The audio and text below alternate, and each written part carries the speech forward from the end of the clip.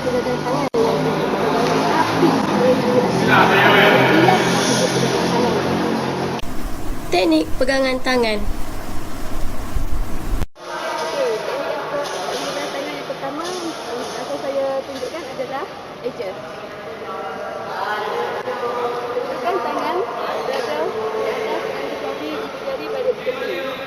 Terusnya adalah flopers. Flopers lebih kurang dengan edges, cuma bahagian ibu jari sahaja yang berbeza, iaitu macam ni.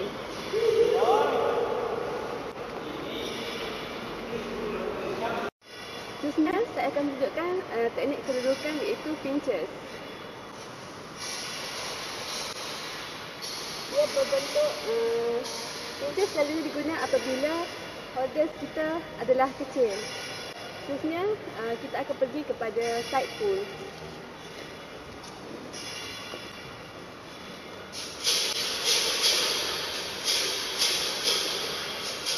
Untuk side pull yang akan menggunakan kedua-dua tangan, kita beri nama dia sebagai custom. Okey. Seterusnya kita akan mempelajari teknik yang seterusnya iaitu undercling.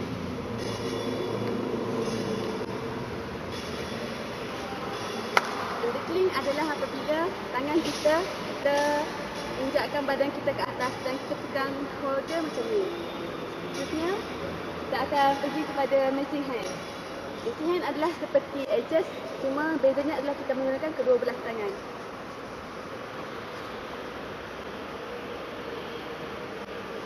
Okey, bagi poket, tapi saya tak dapat nak tunjukkan di sini kerana tinggi. Keselamatan adalah sangat penting. Okey, seperti yang ditanyakan, dia adalah berbentuk lubang. Kita akan masukkan jari kita sama ada 2 jari, 3 jari atau 4 jari. Tidak termasuk ibu jari atau satu jari terkeluar kedua. Hanya sebanyak 4 jari atau ke bawah sahaja. Itulah dinamakan poket.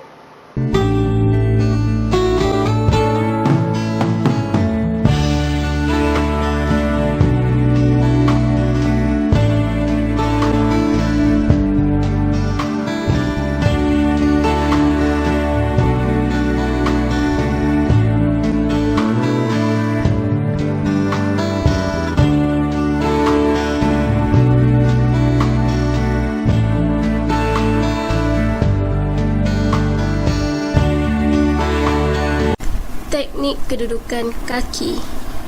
Sekarang kita pergi pula pada kedudukan kaki. Terdapat 5 kedudukan kaki. Move in segment, push and pull, and foot switch. Atas bawahnya ada lagi iaitu edging, smearing and hooking. Okey, move in segment adalah mana kita senang untuk bergerak sepertinya.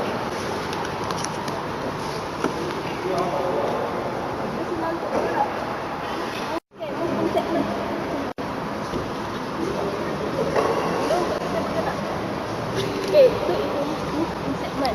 Kemudiannya adalah foot switch. Foot switch di mana kita memutar arah kaki.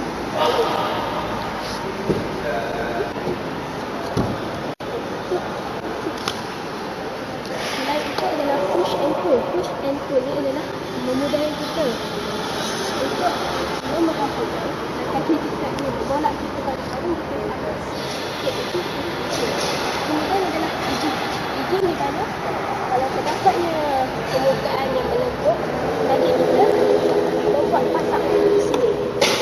Pasak dan itu akan memudahkan kita untuk naik ke atas.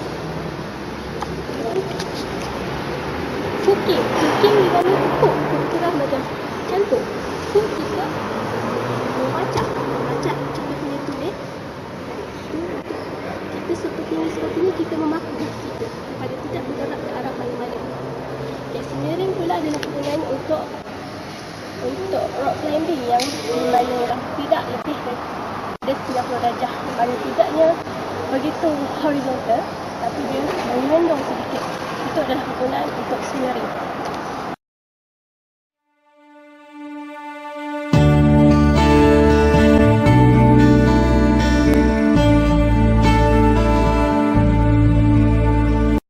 Teknik kedudukan badan. Peraturan pertama mendaki. Mendaki dengan keadaan tangan yang lurus. Pendakian dengan tangan yang lurus hanya akan menyebabkan tulang sahaja menyokong beban, manakala jika mendaki dengan keadaan tangan yang dibengkokkan sebanyak 90 darjah akan menyebabkan pendaki mudah terasa letih kerana di saat itu pendaki menggunakan kekuatan tulang dan juga otot seperti bicep dan otot latissimus dorsi. Kita beralih pula kepada resting point. Resting point adalah di mana semasa mendaki hanya menggunakan kedua-dua belah tangan bergerak tetapi hanya satu kaki sahaja memijak manakala sebelah lagi berehat untuk sementara. Selain itu, pemijak dengan kedua-dua belah kaki tetapi hanya bergantung dengan sebelah tangan sahaja. Tangan yang lagi satu berehat. Penukaran kedudukan kaki dan tangan bergantung kepada keselesaan si pendaki.